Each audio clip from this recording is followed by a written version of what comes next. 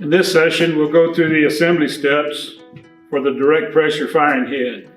First thing we'll do is lubricate the O-ring slightly and install on the adapter and the piston. We already have these installed. Then we'll take the firing piston and clamp it in a vise at the knurl. Take the firing pin, put a little bit of grease on the threads, thread it into the piston. Use a 3/8 inch opening wrench and tighten it into the piston. Then we'll have the number of pins calculated from our manual and pinning procedures. In this particular case, we'll just add 6 of the large diameter pins. And when you're adding pins, you'll want to position them around the circumference of the shear set as evenly as possible.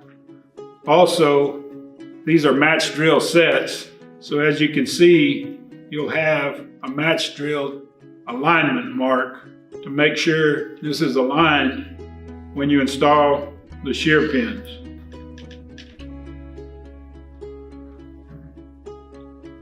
When installing shear pins, the best thing to do is start at the bottom row, and as you reuse the tool, try and use new holes for subsequent jobs.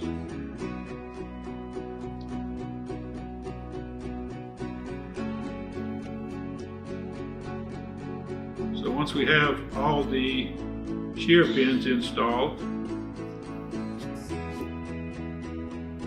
we'll put a little bit of lubrication on these threads.